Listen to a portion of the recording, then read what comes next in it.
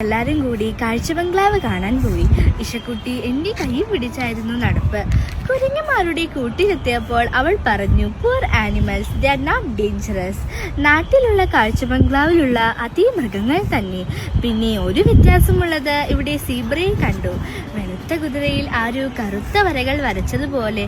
അത്ര അപകടകാരികളൊന്നുമല്ല. പണ്ട് ഇവിടെ വെളുത്ത ആനയുണ്ടായിരുന്നു എന്നാണ് ചിറ്റ പറഞ്ഞത്. പിന്നെ അത് മരിച്ചുപോയത്രേ. എല്ലാരും കൂടി കാഴ്ച ബംഗ്ലാവ് കാണാൻ പോയി. ഇഷക്കുട്ടി എന്റെ കൈ പിടിച്ചായിരുന്നു നടപ്പ്. കുരങ്ങന്മാരുടെ കൂട്ടിലെത്തിയപ്പോൾ അവൾ പറഞ്ഞു, poor animals, they are not dangerous.